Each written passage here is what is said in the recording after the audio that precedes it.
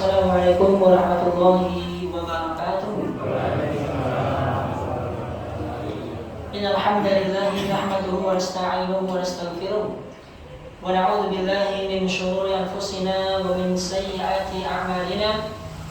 May yahdihillahu fala mudilla lahu wa may yudlilhu fala hadiya lahu. Asyhadu an la ilaha illallah wahdahu la syarika lahu wa asyhadu anna Muhammadan 'abduhu wa rasuluhu la nabiyya wa la rasula ba'dahu. Rabbi shrah lana sadrana wa yassir lana umurana wa hlul 'uqdatam min alsinatina yafqahu aqwalana. Bapak-bapak, ibu-ibu, jamaah salawatullah rahimakumullah, merupakan sebuah kenikmatan ya menghadirkan kula kalian panjenengan menika hati yang senantiasa rindu pada kebaikan. Janjane kok udan deres nih kok. Maksudnya muta sunah dan maca sawu nggih deres. Yang maca sawu niki nggih deres. Tapi nggih masyaallah, kalau Allah sudah tautkan hati kula kali panjenengan dalam ilmu, nek misalkan niku mau kula puter balik ngopi nggih saged jalan. Ya, Pak dan terus iki alasan wae. Mas Doni dan terus iki Mas Domisi ya. Saged ngono niku. Tapi masyaallah, ataupun panjenengan nggih saged, oh baru ngeten iki gitu Pak. Enak iki napa Bu? Indomie Bu nggih. Indomie masak, sekalian apa teh hangat apa kopi, delok sinetron, wes cocok ngoten. Tapi nggih masyaallah, ternyata Allah Subhanahu wa taala panggil hati kita semuanya, Allah gerakkan diri kita semuanya. Sing tebih ternyata nggih mantolan nggih saged, alhamdulillah nggih dugi niki ya. Sing caket niku nggih saged ngagem payung, alhamdulillah. Dan semua itu karena kecintaan kita kepada Allah, kepada Rasulullah dan kepada ilmu pada intinya. Kalau Allah Subhanahu wa taala menyampaikan yarfa'illahu alladziina aamanu minkum walladziina utul 'ilma darajat. Kedudukan tinggi menika berasal ketika seseorang niku gadah apa? Boten harta. Harta niku bonus. Omah niku bonus, kendaraan mewah niku nggih bonus. Tapi yang paling utama kula kalian panjenengan harus meyakini bahwasanya ilmu itu jauh lebih istimewa dari dunia berikut isinya. Mimma yajma'u kata Allah Subhanahu wa taala, "Qul bi fadlillahi wa bi rahmatihi." Katakanlah rahmat Allah ini, kemuliaan Allah dalam wujud ilmu ini khairun mimma yajma'u, lebih utama dibandingkan apa saja yang mereka kumpulkan dari harta kekayaan. Dan ini harus kita yakini Bapak Ibu sekalian, bahwasanya ketika panjenengan niku lenggah mriki mendengarkan kajian itu jauh lebih Allah cintai daripada orang yang setiap hari pagi siang sore malam nglumpukake harta nggih kata, tapi itu lebih dicintai dibandingkan harta kekayaan tersebut. Maka kita berdoa kepada Allah Subhanahu wa taala, mugi-mugi kula kalian panjenengan iki diparingi napa ati ingkang napa nggih eling terus-menerus istiqomah kepada Allah Subhanahu wa taala. Allahumma amin. Oke Bapak Ibu rahimakumullah, pada kesempatan malam hari ini insyaallah kita akan membahas satu buah tema yang sangat menarik sekali. Karena tema ini relate dengan kehidupan keseharian kita, yaitu tema tentang larangan hasad dan juga hasad atau hasud niku sami mawon nggih.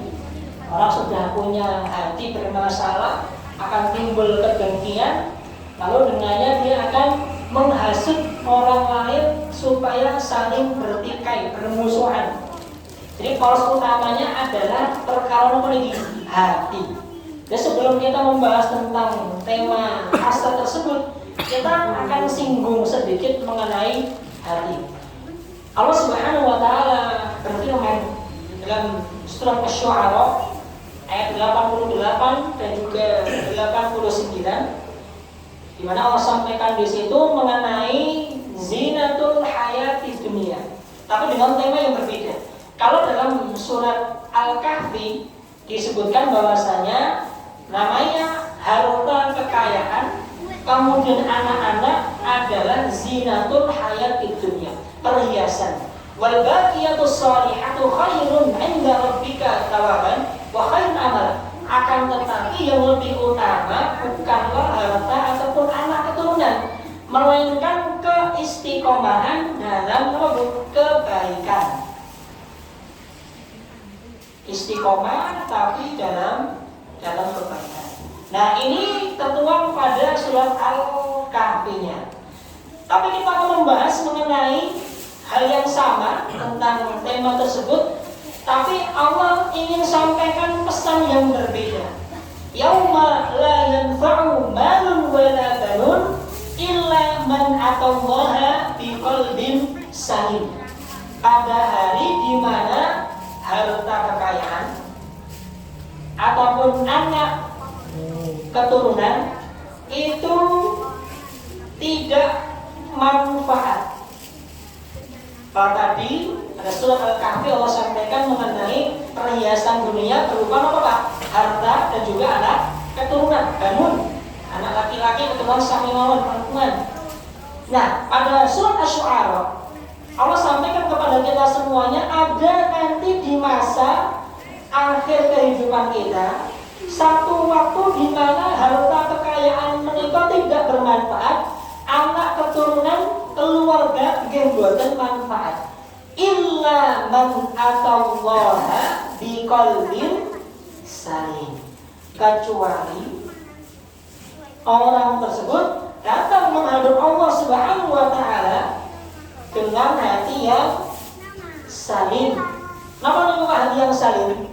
Hati yang bersih, hati yang sehat, hati yang suci.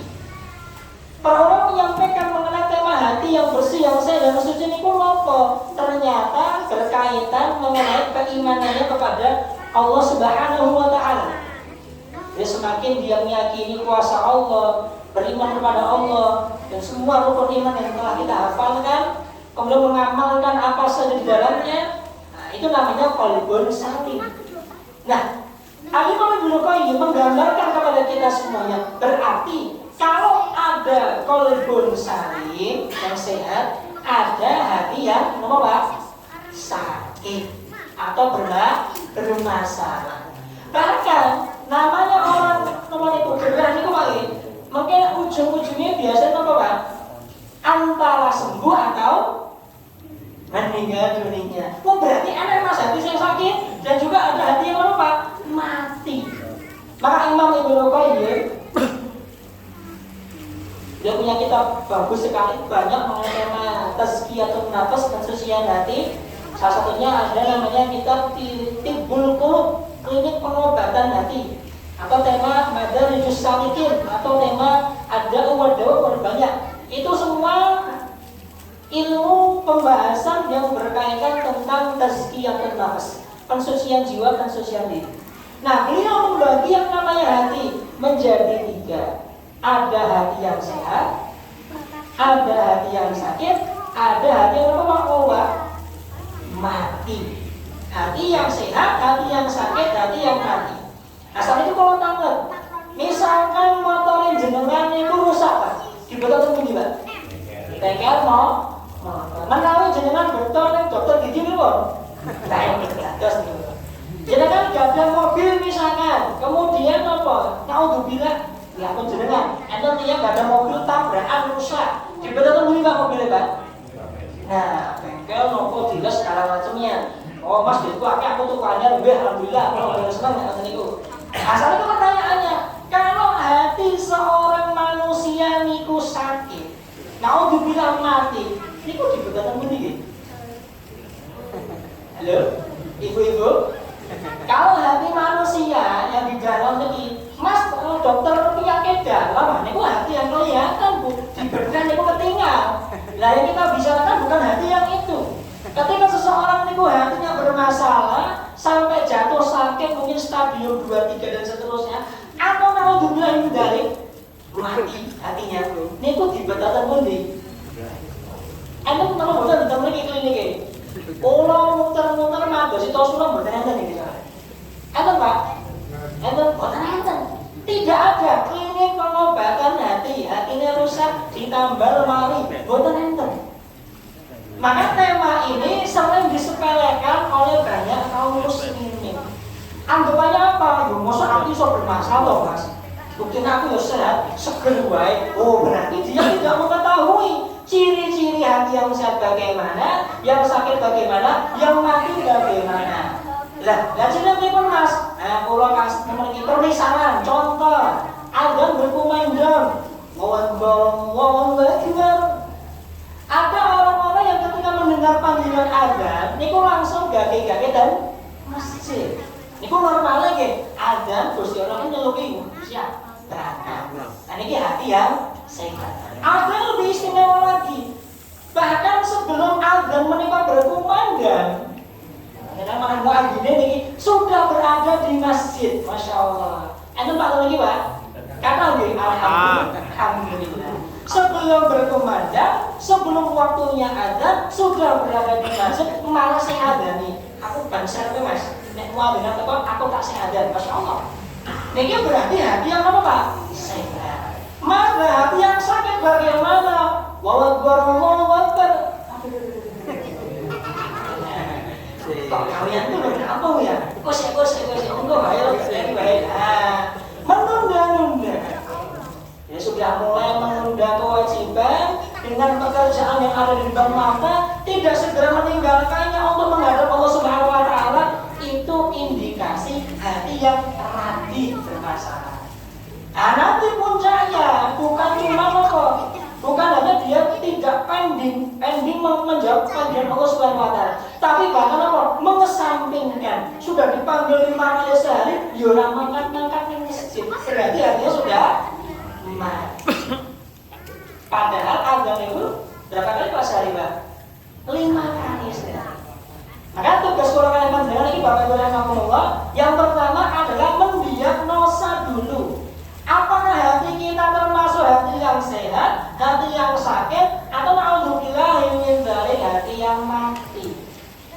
Yang mana mengidentifikasinya berkaitan dengan apa? Ketaatan kita kepada Allah. Maka hati yang sehat, dia akan rindu kepada Allah Subhanahu wa taala.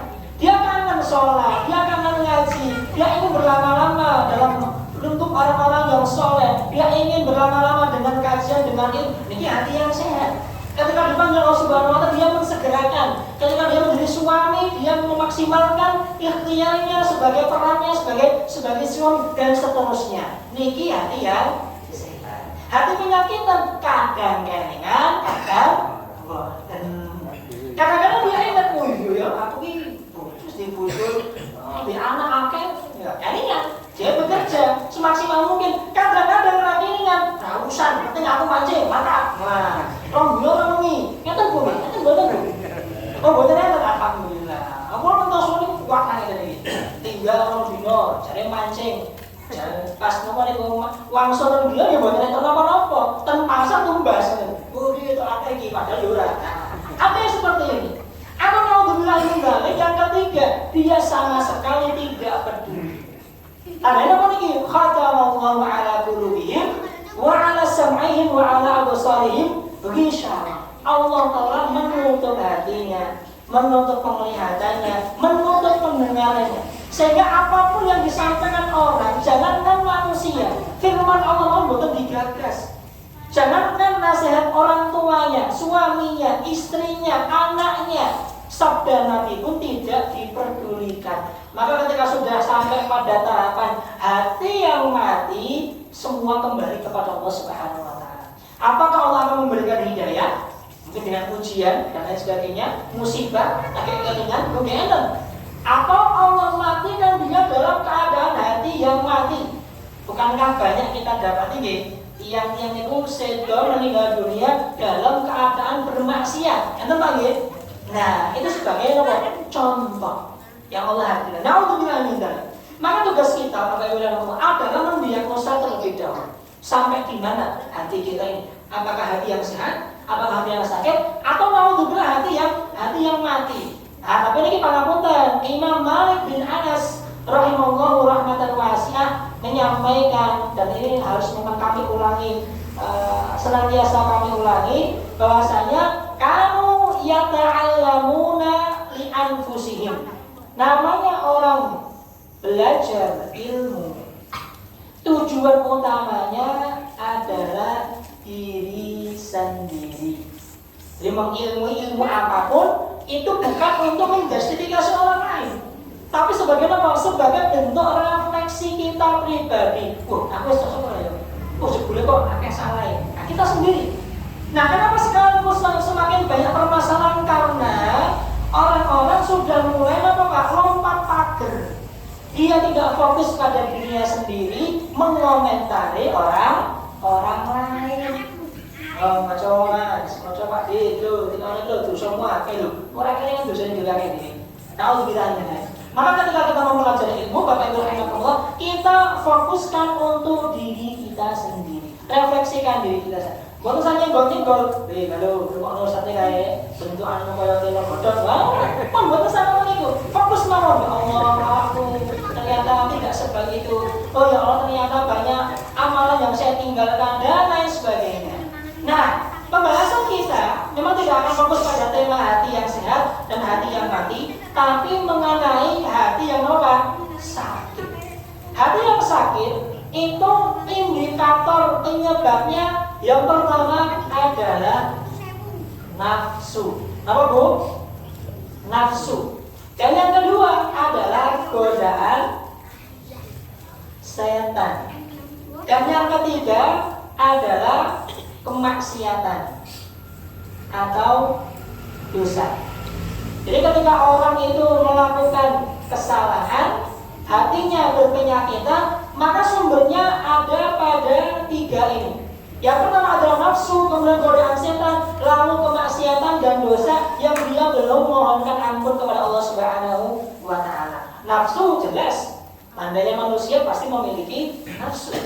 Tapi pertanyaannya, apakah dia dikendalikan oleh nafsunya atau dia yang mengendalikan nafsunya? Maka ketika seorang mukmin mampu mengendalikan nafsunya, aman, dia akan senantiasa masuk dalam lingkup ketaatan. Tapi kalau misalnya dia tidak mampu menguasainya, bahkan kalau dikuasai, maka dia akan terjerumus dalam kemaksiatan. Itu pasti. Sama juga dengan godaan setan, minal jinnati apa? Wannas. Dan kita tahu bahwasanya Allah Subhanahu wa Ta'ala meminta kita semuanya untuk menganggap mereka itu sebagai apa? Musuh. Fattakhidhu aduwa. Jadikanlah setan-setan itu sebagai apa? Musuh. Itu kanca, malah kekancan lagi. Kalau memang ada manusia sing tindak ngandule ngumpuli itu Pak setan. Kalau dulu itu ada pembahasan ketika Ramadan biasanya jarinya Ramadan itu setan dia pakai mana? Dicencang, ditali. Lah kok ini anak sing jelik maksiat ini pripun Mas? Jadi dicencang, ditali. Oh ternyata, kenapa Pak? Setannya muncul siji lah itu. Nah, memang manusia ini ngungkulin apa Pak? Setan. Dan memang ada yang seperti itu. Ketika dia sudah kalah secara hawa nafsunya, dia menguasai dalam dirinya, kemudian kesehariannya tidak pernah dekat dengan Allah sehingga dia mengingat Allah Subhanahu wa Ta'ala, maka sudah Allah tutup matanya, Allah tutup hatinya, Allah tutup pendengarannya, dia nyemplung sedalam-dalamnya dalam kubanan kemaksiatan tanpa dia sadari. Nah, nanti Allah Subhanahu wa Ta'ala mau membuat dia iling meleng apa? Kenapa buatan? Bisa diingatkan dengan ujian, hartanya habis misalkan, semua dibangun bertahun-tahun ternyata tidak tersisa, atau diingatkan dengan kecelakaan, macam-macam. Tapi ada juga yang memang langsung Allah matikan dalam keadaan kemaksiatan itu. Maka tugas kita setelah mengidentifikasi tadi, ini yang perlu kita waspadai. Bahwasanya kita ini kalau mau perang harus kenal dengan musuhnya terlebih dahulu. Siapa musuhnya? Pun nafsu diri sendiri. Ternyata tidak jauh-jauh, bukan depan, bukan kiri, bukan belakang. Siapa? Dirinya sendiri. Kenapa bisa muncul seperti itu? Karena orang ini tidak mendapati asupan ilmu yang akan menumbuhkan keimanan. Maka para ulama kita bahwa iman itu yazidu bil ta'ati wa yanqusu bil ma'siyah. Namanya keimanan itu akan naik dengan ketaatan dan akan menurun dengan kemaksiatan. Maka dalam hadis mulia disampaikan bahwasanya hadis Hudzaifah bin Yaman ini mengenai fitnah yang memang Allah tuliskan bagi manusia, bahwasanya tu'radu ilaikumul fitan, akan diperlihatkan kepada kamu semua manusia berupa fitnah.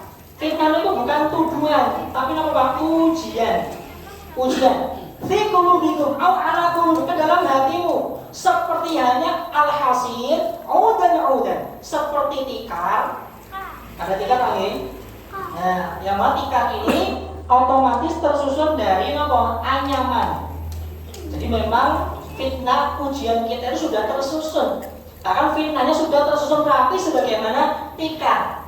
Nah, nanti siapa yang bisa melalui ujian ini dengan baik akan dimenangkan oleh Allah Subhanahu wa Ta'ala. Gimana cirinya? Berkaitan mengenai tema hatinya.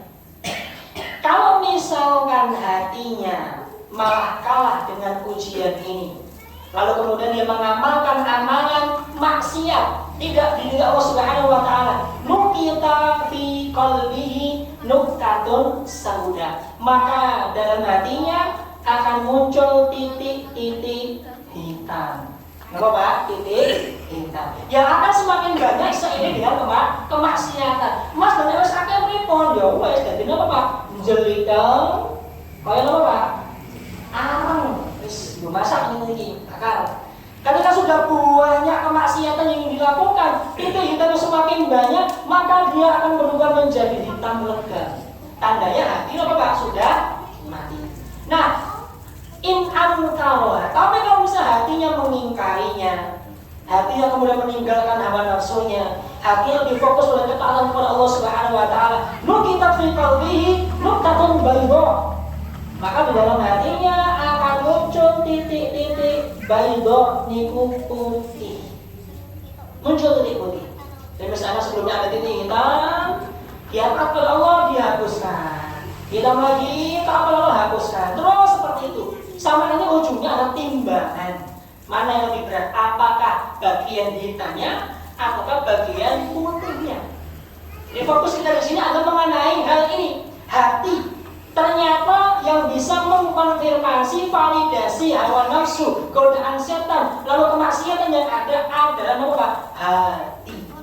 Maka dalam hadis mulia yang diriwayatkan oleh Nu'man bin Bashir, hadis yang sangat masyhur sekali, kitab Sahih Bukhari dan juga Muslim, innal halala bayyinun wa innal harama bayyinun wa bainahuma umurun mushtabihat. Kita tidak membahas tentang awal hadisnya, kita membahas tentang akhirnya.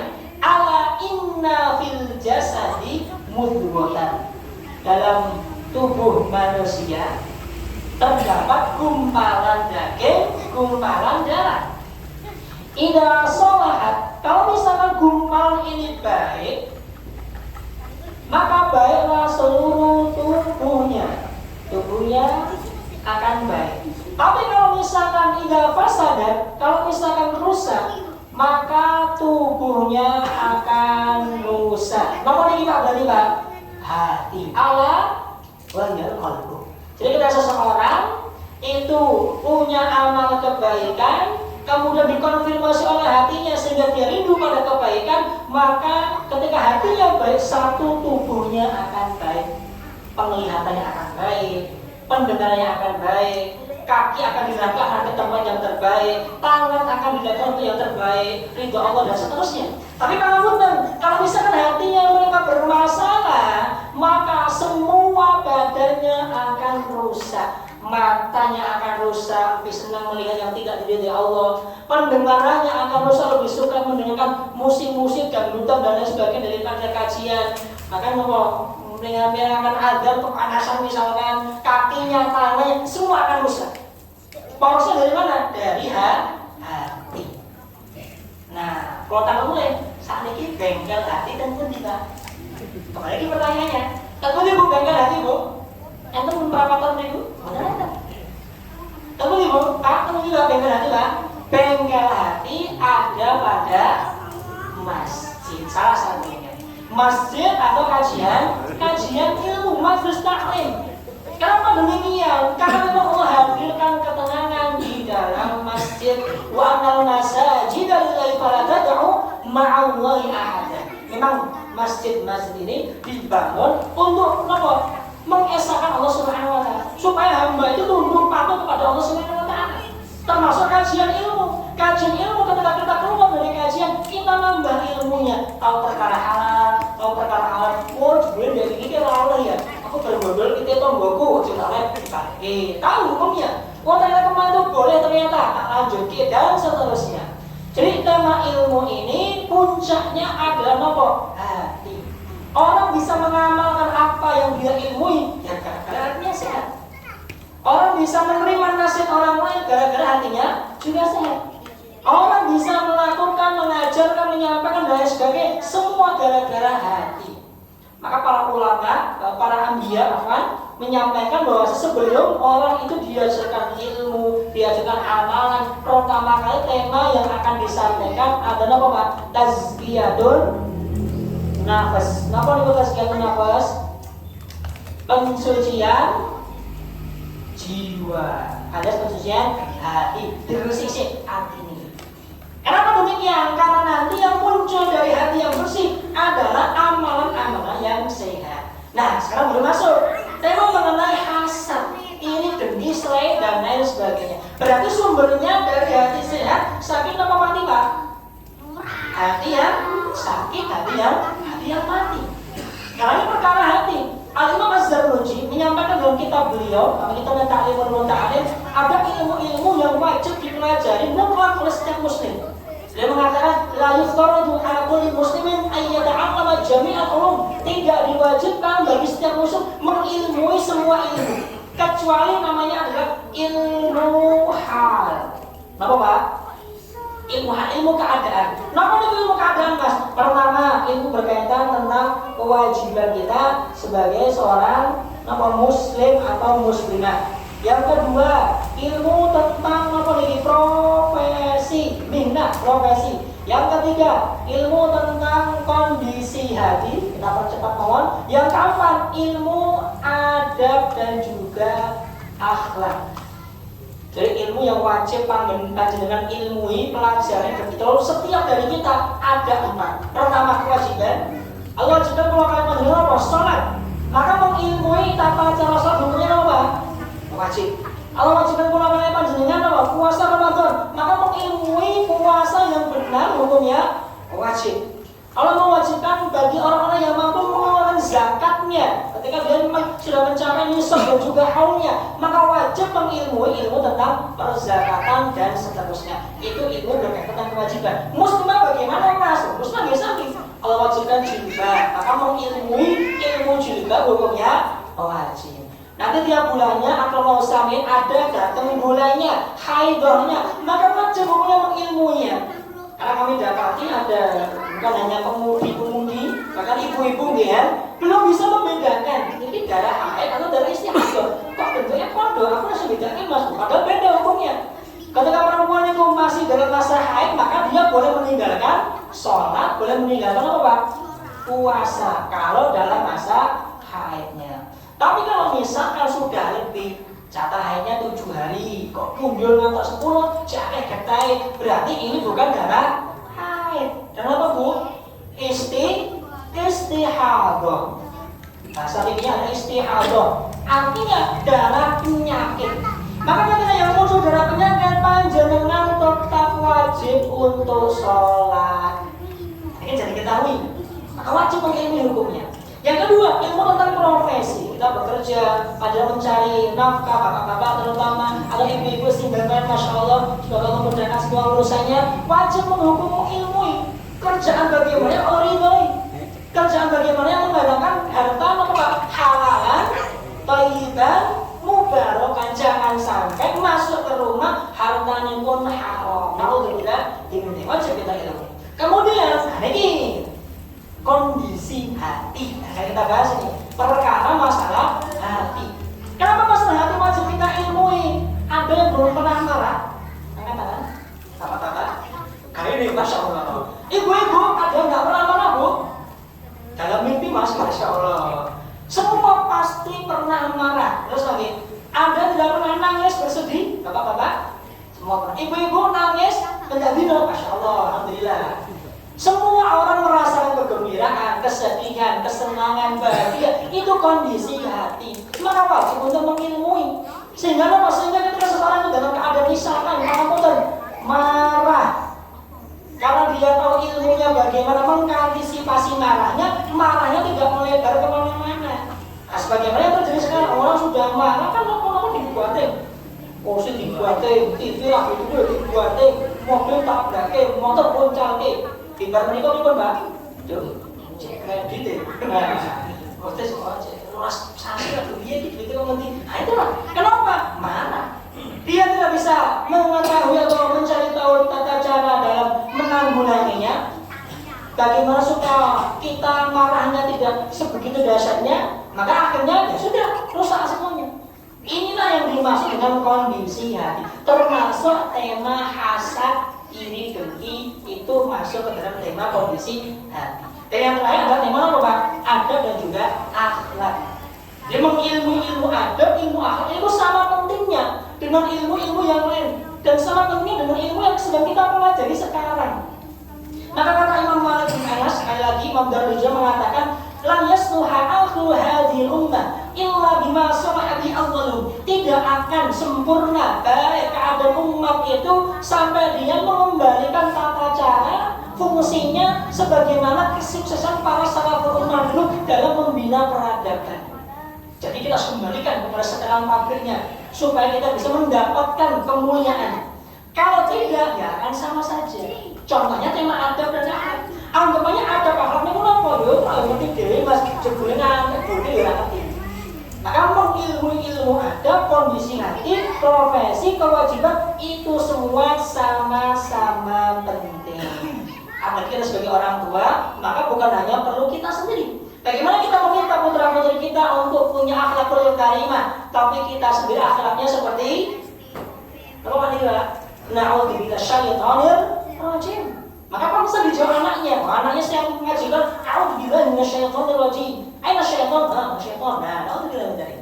Maka kita kembalikan kepada asalnya tentang ilmu-ilmu tersebut. Lalu kita masuk pada pembahasan mengenai hasad. Mas sebenarnya hasad itu apa dan bagaimana? Disampaikan oleh Syekh Mustafa Al-Adawi. Dia mengatakan bahwasanya hasad itu tamanna zawalan nikmat, mengharapkan kehilangan nikmat. Jadi hasad kita artikan sebagai menginginkan atau keinginan hilang nikmat dari seseorang. Jadi kalau misalkan ada orang mendapatkan nikmat, lalu dia menginginkan supaya nikmat itu hilang, itu namanya apa? Hasad. Kemudian Syekhul Islam Ibnu Taimiyah mengatakan yang namanya hasad itu adalah al-bughdhu wal karaha. Marah, rasa marah atau kebencian. Al-bughdhu wal karaha, marah, rasa marah dan rasa kebencian ila mimma yarau, ketika melihat orang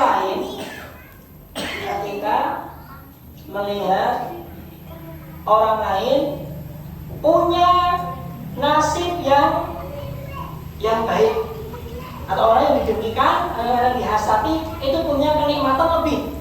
Jadi ketika ada seseorang kemudian hatinya itu meronta-ronta melihat orang lain punya nikmat, kemudian dia menginginkan supaya nikmat itu hilang, itu namanya apa Pak? Hasad. Ini dengki serai. Mas, kepada siapa saja hasad ini bisa muncul? Apakah hanya kepada orang-orang yang baik saja? Oh tidak. Hasad ini bagian dari ujian Allah dalam tema hati menerima mau. Maka tadi kami sampaikan bahwasanya fitnah ini, ujian ini memang sudah diatur oleh Allah Subhanahu wa taala, porsinya masing-masing setiap dari kita. Maka akan ada ujiannya masing-masing mengenai tema hasad ini. Dan satu orang dengan orang lain akan berbeda-beda. Contoh misalkan Nabi Yusuf alaihissalatu wassalam. Kenal betul Pak? Nabi Yusuf? Kenal Pak? Tentu dikenal nih. Ngertos mas ya. Ada ayat Quran surat namanya surat apa? Yusuf. Di mana surat Yusuf ini digambarkan mengenai kisah Nabi Yusuf dengan saudara-saudaranya. Betul nggih? Nah, dikatakan di sana dalam ayatnya ayat 8, inna abana, bapak kami atau bapak kita ini lebih mencintai Yusuf dan saudaranya dibanding kita. Wa inna ma fi dhalalin mubin, sesungguhnya dia dalam kesesatan yang nyata. Wa nahnu usbatun, sedangkan kami ini anak yang kuat juga, yang baik juga. Kok bapakku lebih senang kalau Yusuf mbek adike tinimbang aku. Ini apa berarti, Pak? Hasad. Jadi hasad ini akan masuk ke dalam diri siapa saja, termasuk orang beriman. Sebagaimana contoh Nabi Yusuf, ada saudaranya yang kita masuk ceritanya dia bagaimana saudara-saudara Nabi Yusuf nyemplungke Yusuf dan inilah sumur. Wajah bidamin khatib, kemudian datang kepada bapak yang membawa kain pakaiannya dengan darah palsu. Isyaan pada waktu isya. Wow, nangis bapak lo Yusuf mati dipangan serigala. Kemudian apa Pak? Dicemplungke sumur. Dan ini juga merupakan inisial sifat Bani Israel. Lagi rame dengan Zion Israel. Ini salah satu sifatnya digambarkan. Jangankan apa PBB, jangankan manusia. Oh bapaknya dia diakusi ya. Gitu Pak. Nabi Yakub kan itu, bapak ibu sedang Nabi Yusuf, seorang nabi, orang soleh, orang mulia, diakusi karena anak itu. Bahkan sedang saudara-saudara Yusuf membuang adiknya sendiri ke dalam sumur. Maka tidak heran kita mendapati orang Yusuf membunuh bangsa Arab materi pitik. Ya memang karena dulunya sifatnya sudah tertuang dalam surat Yusuf. Itu contoh yang mawon gambaran. Nah berikutnya, hasad ini oleh para ulama kita disampaikan ada beberapa tingkatannya. Tapi sebelum kita masuk pada tingkatannya, memang ada pelarangannya atau mas? Baik, kita hadirkan hadis Nabi SAW riwayat Abu Hurairah radhiyallahu anhu. Dalam kitab Bukhari dan juga Muslim. Iyyakum wadhanna fa inna dhanna akdzabul hadis. Jauhilah darimu yang namanya prasangka. Apa Pak? Prasangka, berprasangka, tidak diperkenankan. Terutama tema prasangka yang buruk. Iyyakum wadhanna fa inna dhanna akdzabul hadis. Kenapa? Karena prasangka itu merupakan perkataan yang paling dusta. Dan tentu yang lewat ini misalkan, kok ini akhirnya aku ya sawangannya peteng apa masalah kalau aku padahal di mana enten lagi pikirkan sama utangnya yang lagi bayar akhirnya lagi sepet ketemu. Nah karena dia berprasangka buruk, oh Pak ayo dia masalah kalau aku ya kok kita enak sawangannya kalau aku padahal ini sampai dari 1.000 gitu. Kedua ya ini prasangka dilarang kita seperti ini. Loh, nanti kita bagaimana kepada kaum muslimin? Kita itu harus apa? Husnuzon, berprasangka baik kepada kaum muslimin, tidak ada berprasangka buruk. Meskipun misalkan biasanya ketawa ke ini, senyum-senyum dewe kalau gendeng misalnya atau kita anggap saja. Ketika dia berubah orang wajahnya, oh mungkin dia sedang ada masalah, dimaklumi, apa-apa. Kalau apa? Ditangani, masuk lagi dia masalah kok. Ini aku duit 100 juta, kan masa balik, masya Allah. Misalkan, kan ini benar jarang gitu sekarang gitu. Tentu di mobilnya itu soalnya. Nah, iya mengwadana fa'inna dhanna akdzabul hadis. Jauhlah dari dirimu prasangka. Karena prasangka merupakan perkataan yang paling dusta. Mas, lah hasate pundi? Nah, lanjutannya wala tahassasu. Jangan kamu diamkan orang lain. Wala tajassasu. Jangan kamu cari kesalahan manusia. Wala tahasadu. Jangan kamu saling mendengki. Ini syahidnya apa lagi? Jangan saling mendengki. Wala tahasadu. Wala tadabaru. Jangan kamu saling membelakangi. Wala tabaghadu. Jangan saling kamu membenci. Wa kunu ibadallahi ikhwana. Jadilah kamu saudara satu muslim yang kuat, saling bersaudara. Ini sudah menafikan semua pembahasan kita pada malam hari ini. Larangan apa Pak? Hasad. Larangan apa Pak? Merendahkan orang lain. Larangan bermusuhan. Sudah satu paket hadis Abu Hurairah sampun. Dan kita itu ada nih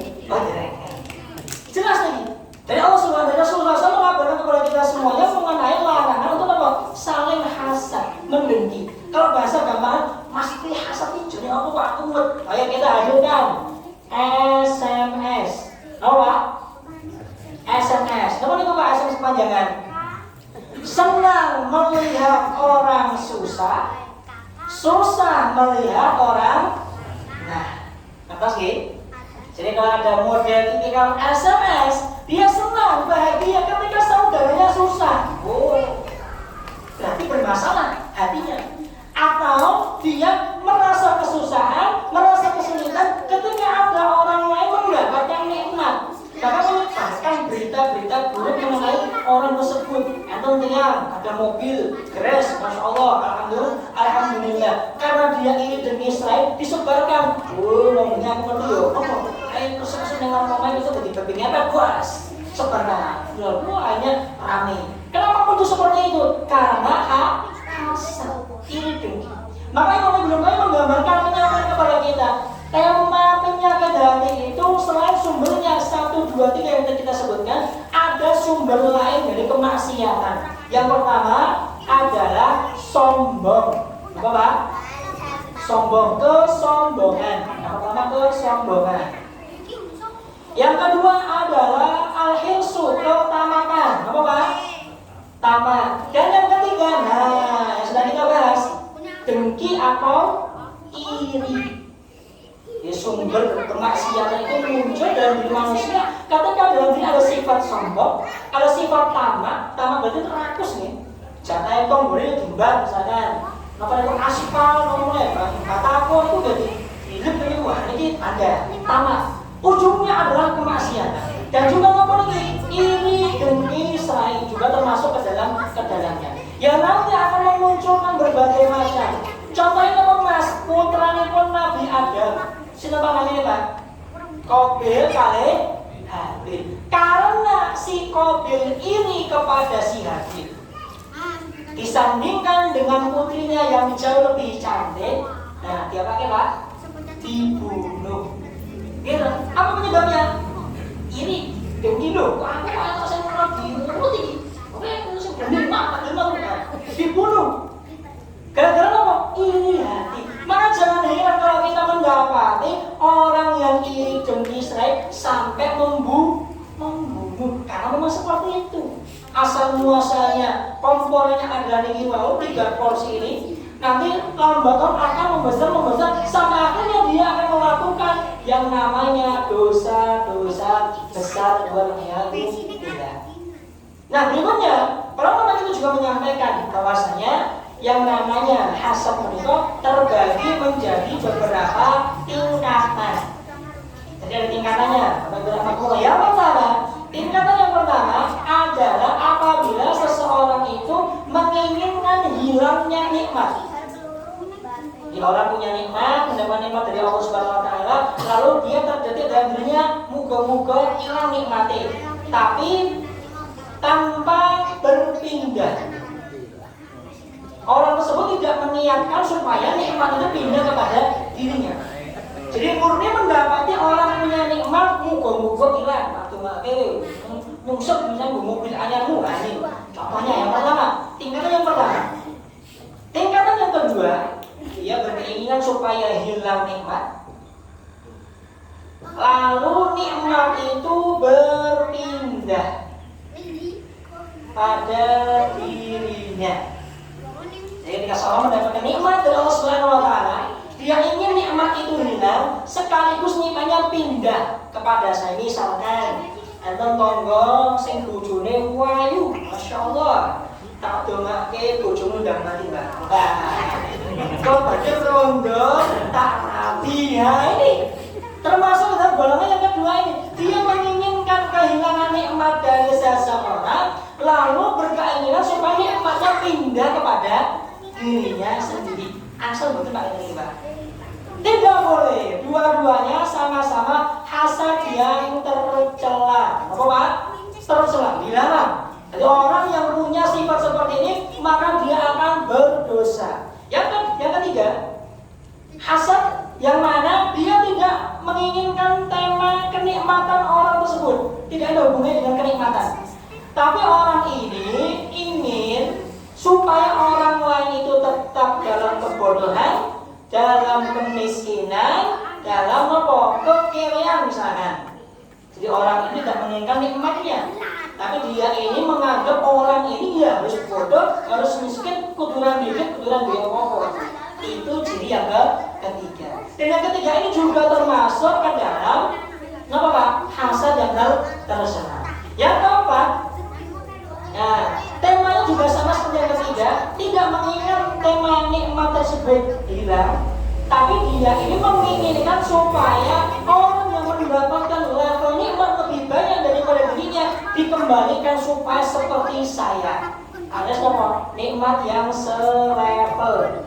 Lalu ketika nikmatnya jauh lebih banyak, nah, muncul nanti hasad yang nomor 1 atau nomor 2. Tapi awalnya dia tidak meridhoi ada orang yang punya kenikmatan melebihi dirinya. Gelemnya pripun?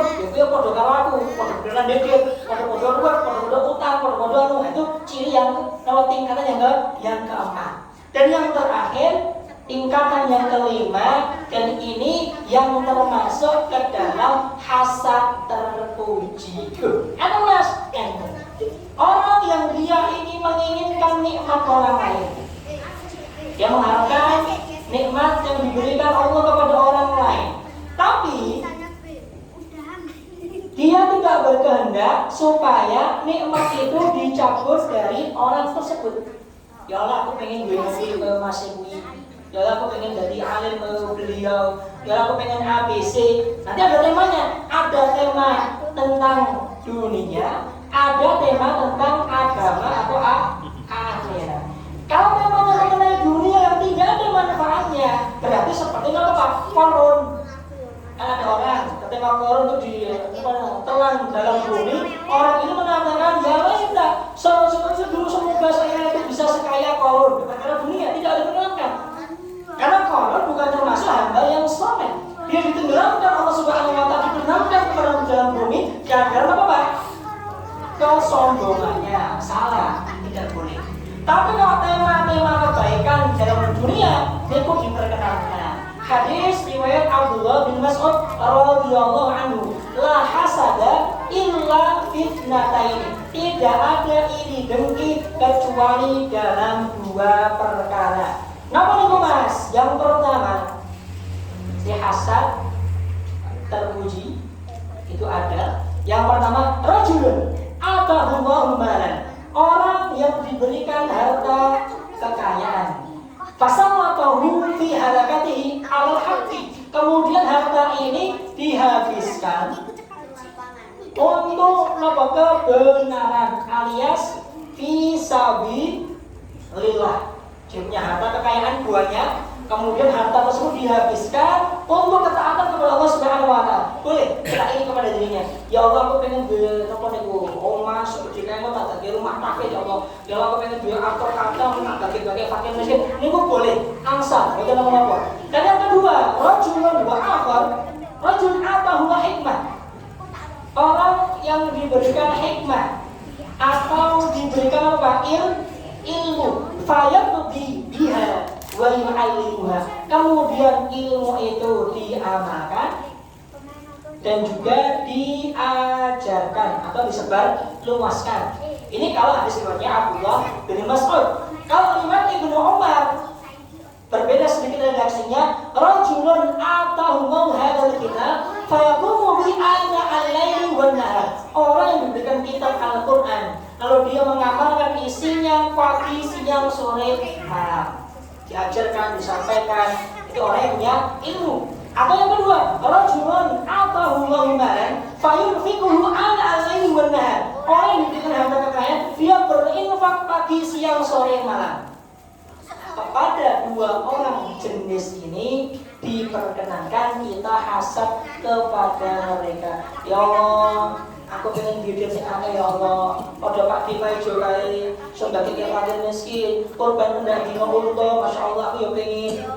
Boleh hasad. Dan ini bukan dilarang, malah termasuk apa Pak? Terpuji. Buatan apa-apa. Atau misalnya orang yang punya ilmu, ya Allah aku pengen kaya syekh kae, ustaz kae, istimewa ilmunya masya Allah, yo diamalke, kalian tombone apik, kalian muridnya luar biasa, diajarkan setiap waktu. Saya ingin punya ilmu sebagaimana beliau, itu diperkenankan.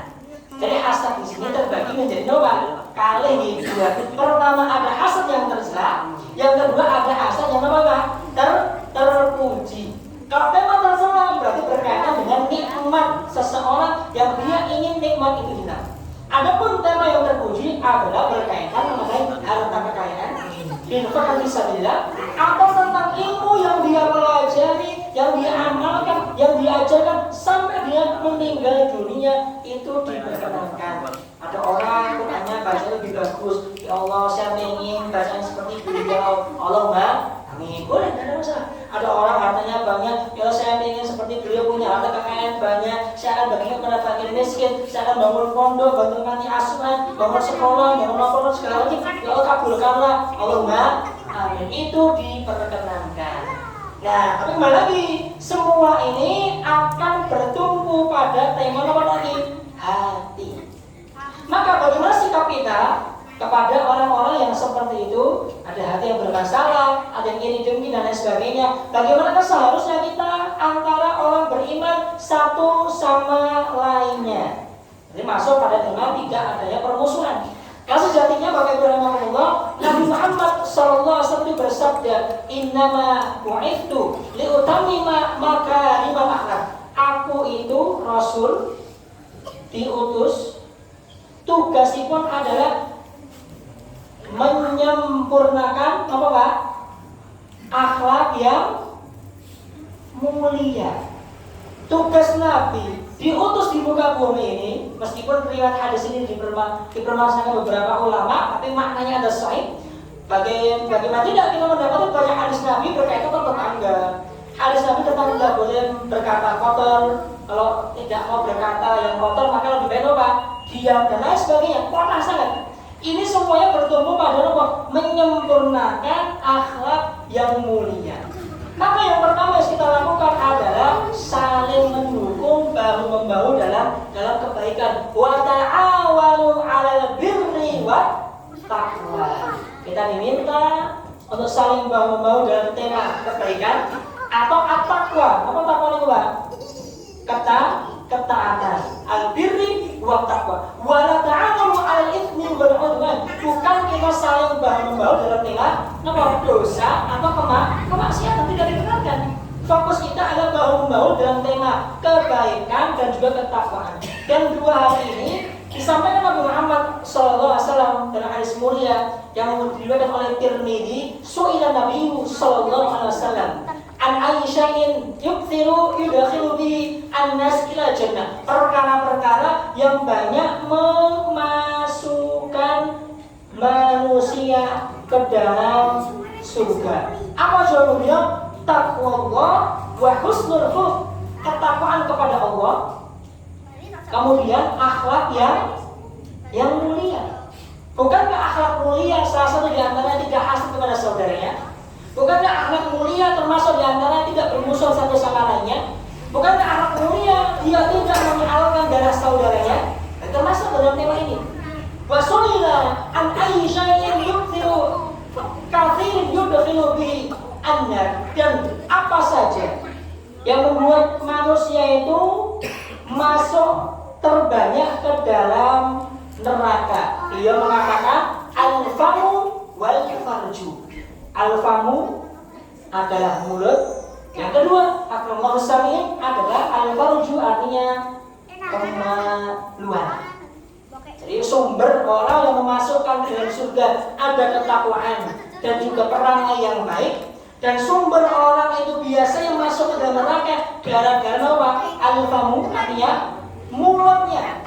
Berapa banyak mulutnya yang luar biasa dalam nyocok menimbulkan angin. Nah, kalau kita menghina orang lain dan lain sebagainya, sehingga ujungnya apa? Saling bunuh-membunuh, saling kelahi, saling pertikaian dan seterusnya. Itu karena. Nah, yang kedua adalah apa? Kemaluan. Berapa banyak kemaksiatan yang terjadi di antara kita gara-gara lubang atas dan lubang bawah. Dan semua itu porosnya ada pada hati yang tadi kita sudah bahas. Dan Bapak Ibu rahimahullah, kita cukupkan pembahasan pada kesempatan sore hari ini. Semoga pembahasan yang sedikit bisa memberikan ilmu bermanfaat bagi kita semuanya. Jazakumullah khairan wa barakallahu fikum. Wassalamualaikum warahmatullahi wabarakatuh.